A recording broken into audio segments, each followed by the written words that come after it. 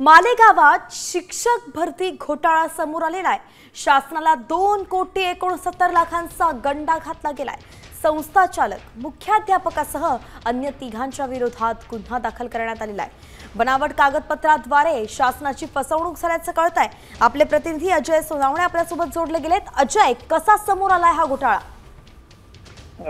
त्या शाळेमध्ये काही शिक्षक जे होते, 2 शिक्षिका होत्या महत्त्वाचं, ह्या विना अनुदानित तत्वावर तिथे लागलेल्या होत्या आणि त्यानंतर त्यांना 100% नंतर अनुदान देण्यात आलं। मात्र त्यांना कायमस्वरूपी केलं गेलेलं नाही।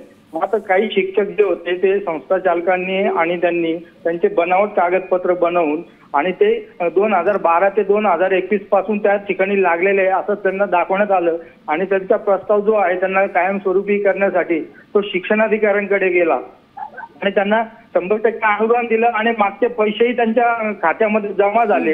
अशा प्रकारे त्यांचे जवळजवळ 2 कोटी 2.5 कोटी रुपयाचं शासनाला त्या लोकांनी फसवलं आणि त्यामुळे हा प्रकार उघड झाल्यानंतर त्या जो शिक्षिका होत्या त्यांनी या विरोधामध्ये पोलिसांमध्ये तक्रार केली आणि त्यानंतर हा संस्था चालक, त्यानंतर मुख्याध्यापक आणि इतर 3 लोक अशा यांच्यावरती हा गुन्हा दाखल झालेला आहे।